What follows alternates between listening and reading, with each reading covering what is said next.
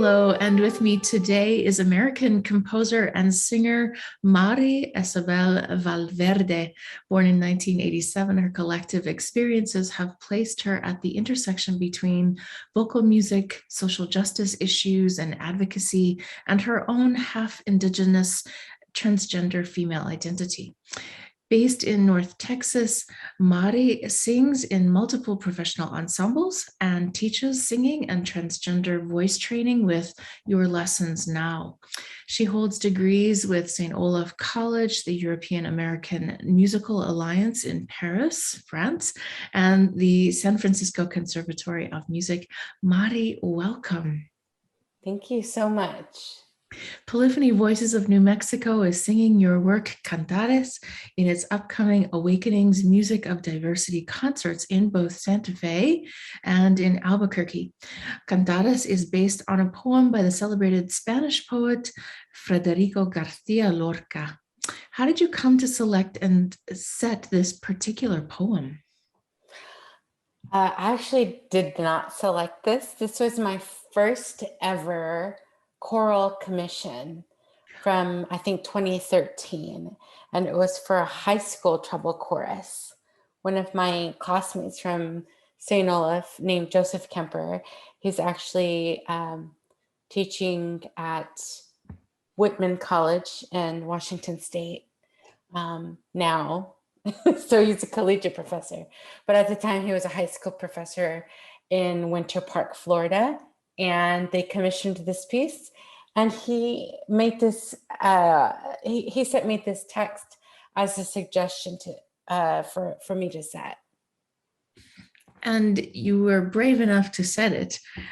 It's a beautiful text. Thank you. I remember at the time my brother was still living in Rochester, New York, where he did his doctorate. He's now actually a professor of voice in South Central Colorado, so pretty close to y'all. If y'all ever need a tenor, he's right there. But he was living in Rochester, and he was out of town during the summer, and so I house sat in Rochester, New York, and that summer is when I completed this piece. And I think today, so that was almost 10 years ago, you know, I'm a different composer. I have a different process. It's more refined. So I think composing was even harder. It's still difficult to do, but I think remembering that time in my life, it was very challenging to write this piece, and you know, I would still consider it my formative years. But there's a lot going on in the music. There is. And, a lot of people think here in New Mexico that a lot of people speak Spanish, but actually not a lot of people really do speak Spanish, especially not necessarily Castilian Spanish. And singing in Castilian Spanish feels unusual at first, perhaps to non-native speakers, singers, but I think with some diligent focus and practice, it's really quite sensual, and you become much more aware of the use of various facial muscles in forming the words. And that really helps to kind of literally get into the music, because you're having to form it all right here, and communicate that to your audience. I love that you point that out, because whenever I set a text, I try to memorize it first. And I speak Spanish, French, and Portuguese. I'm comfortable to say that. So the sounds of the language are a part of the composition process for me. I don't feel comfortable setting a language that I haven't studied to some extent, and certainly a language that I don't know how to pronounce. I've also set Swedish, but I have studied Swedish and Swedish language Finnish art song to some extent in my college years. So I'm a Mexican American, so Spanish has that importance to me just from my family and my childhood.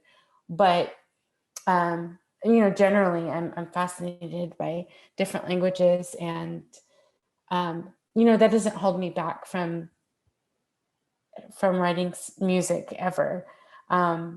It really is different. There are different sounds, and the music is supposed to sound different when it's in a different language. I think about a lot with French. There's a lot of the lips are very important. In Spanish, I think of the teeth, and when you're speaking European Spanish, you're using your tongue in a different way, and the sounds it's a bright language, and I think especially here in the United States, we're taught by default to sing with very open vowels, and that's not appropriate in Spanish. Yes, and you know what I'm talking.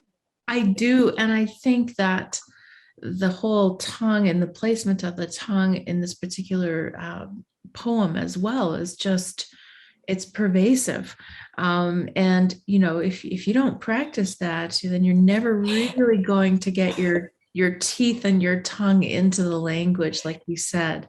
It's the triplets. I know what you're talking about. It's the triplets. Well, and even right off the beginning, it's dice la tarde, and it's right there, right from the beginning of the piece. And so on our program, it's the only Spanish piece, and so I'm really looking forward to casting a limelight on this particular work, and obviously on you as a composer. What do you hope people will take away from listening to your music? Oh, I feel confident talking to you that they're going to take it away, because you understand. I want to offer a different piece, something that people have not heard before. And I mean, of course, maybe people haven't heard a piece of music that I've composed, but as I was describing earlier, I feel like I'm a different composer now, and maybe it's in a different style. And being a Lorca, this is the first like European Spanish piece. I think this is the only European Spanish language choral piece I've ever written. I have set other Latin American poets. I sure hope that you'll dive into that world again, because I really do feel that your music and the language are so uniquely and intrinsically connected that it is just so beautiful to sing. If I can say that. Thank you. I really appreciate that. I'm just going to take a little bit of a left turn here since I'm in Albuquerque.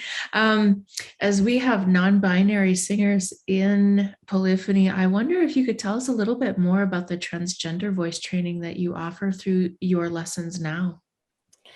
So Your Lessons Now is a transgender funded, transgender owned online and physical school.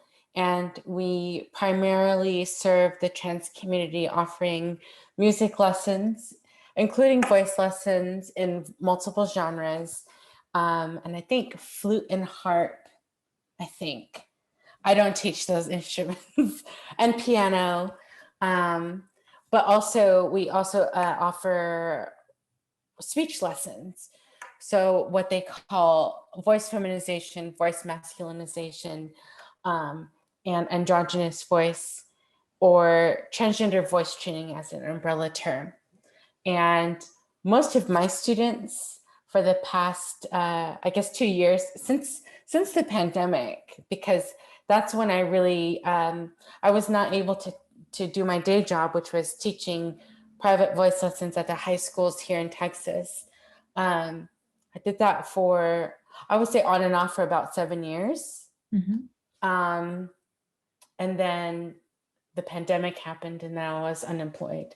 And then I joined the school.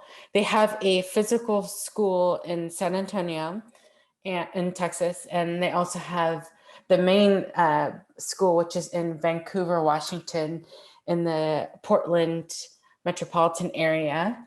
And I've only ever taught online.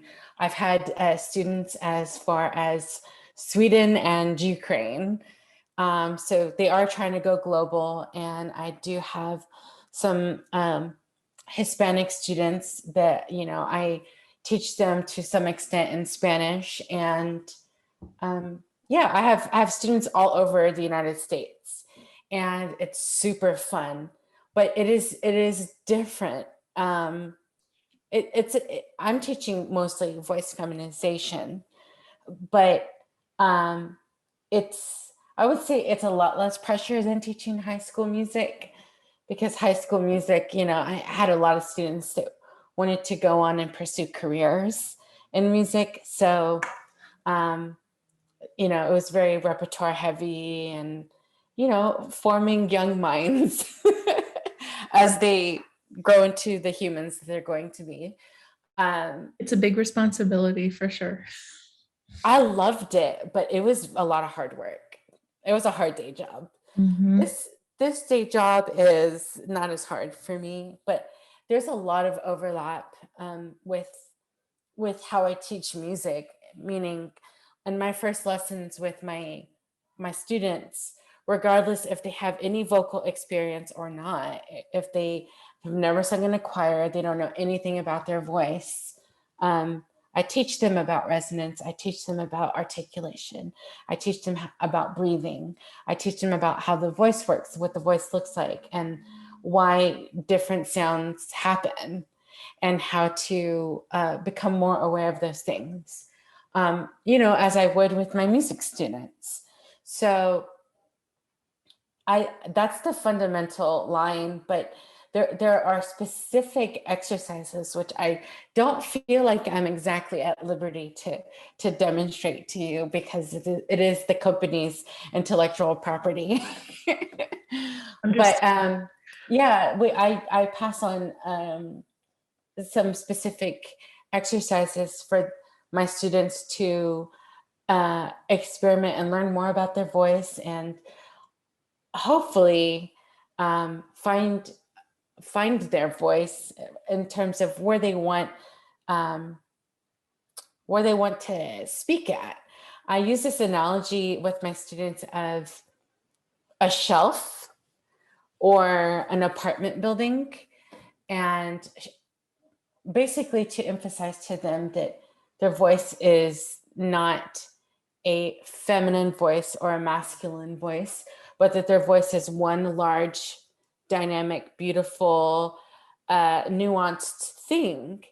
And, you know, there's a lot of gray in between in the extremes, and that they, once they understand the sensation of their voice, they can decide how or what spots in their resonance, what spots in their articulation, what spots in terms of their vocal folds, literally, that they want their voice to live when they're speaking and expressing themselves.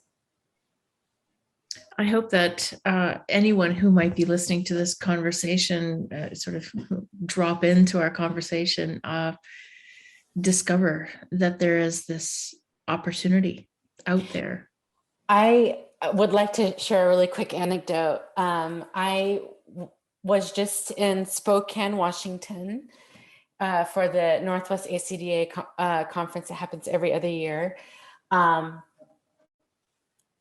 on my last Uber to the airport, I actually had somebody asked me, you know, it was a cis man with, you know, these tattoos, and I could tell he was a smoker. And he told me that he actually sang in choir. He was a choir nerd. Nice. But he asked me about the conference, and we started talking about trans voice. And what I realized walking away from that conversation was that when you learn about trans voice, when you make the steps to make your choral classroom or your church environment more inclusive of trans and non-binary voices. What it really means is that you're delving into questions about gender. And those questions pertain to everybody. So good transgender choral and vocal pedagogy is good choral and vocal pedagogy for everybody. And I can't help to emphasize that when you learn these things, it makes it's applicable to your cisgender singers, and it makes everybody a little freer. Because you're essentially letting go of preconceived notions attached to our bodies and to our voices from how we perform gender. It's not even about gender identity. I know we've been seeing a lot of scary bills coming up in different parts of the country, trying to legislate trans people out of existence. And a couple years ago, it was the bathroom bill. And, I was listening to a podcast about trans women in sports. And the through line to me is that whenever transgender, anti-trans legislation is passed, whenever we culturally, as a culture, decide that we're going to exclude trans people, what ends up happening is that whenever these laws are enforced, it affects cisgender women the most. It affects cisgender women that have PCOS, that have, different hormones going on, different hormone chemistry, this measurement of like what it is to be a woman that is enforced onto trans feminine bodies actually is also enforced on unassuming cisgender women, that if you don't quote unquote pass as a woman in a woman's space, they're coming for you as well. These are very scary times we live in, certainly, Mari, and I thank you very much for including that as part of our conversation today. I know we began with talking about cantares and your musical compositional style, and so I kind of want to find out a little bit more. Is there anything on your desk on your compositional desk at the moment that you're really excited about? I'm still at the point where I'm scared. I will eventually be excited. I'm manifesting into that position. But right now, I am going to be writing a piece for the group called Cantus from Minneapolis, St. Paul.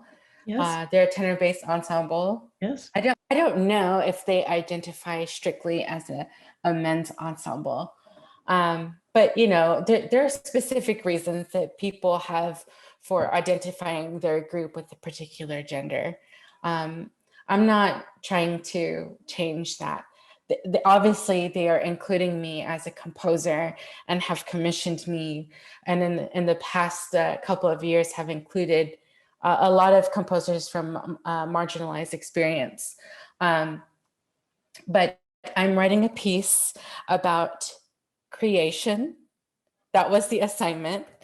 I took that assignment and Wow. I took half of my community that I received, and I paid a poet named Mirabia, who is a transgender poet that I work with some regularity. I think this will be our 6th or 7th collaboration since 2015. And they wrote an original text for me. And I told them, I said, I wanted it to be sexual because it was about creation. And I don't come from a religious experience, but I can appreciate the spiritual aspect of the creation stories, and that history. But to me, I think of spring specifically, and just the natural cycle of rebirth. And it's actually going to be called Before the Coming of Spring. This is fascinating. I mean, as it intersects in my world a little. One of the other pieces on the program is a piece by Jenny Olivia Johnson, who's based out currently out in California, or sort of somewhat bi-coastal. She's sort of still got a foot in Wellesley College, um, but they've written a piece about the Wheel of Fortune and tarot cards and how that works into the seasonal aspect. And in my other world, in my more sort of sacred music world, I'm working on creation of Haydn's at the moment. And so, yeah, I mean, I can't wait to find out when the premiere of your piece with Cantus will be. How can we tune in? How can we find out more? Well, Contes is lucky to have a pretty broad. When they advertise, it's pretty far-reaching. But they're going on tour, and I should mention the commission. They've commissioned 3 composers, one to do creation, one to do, I think, life is the second piece, and then death or afterlife is the third piece. So it's going to be very interesting to see what everybody comes up with. But they're supposed to premiere in the fall, so around October, I think. Okay. Well, we'll definitely be on the lookout for that, Mari. Mari, thank you so much for this most enjoyable conversation, and hopefully for our listeners, enlightening, and something that will spark the curiosity to come to our concert and come and hear your music. Thank you so much for making time to speak with me today and to share with our Polyphony supporters and donors and fans a little bit about Cantares, which they will hear on Thursday, March 31st up in Santa Fe. Or you can hear it again, or perhaps for the first time, in Albuquerque on Saturday, April 2nd. And of course, look at our website at polyphonynm.com for all of the information. Thank you again, Mari. Such a pleasure. Thank you so much.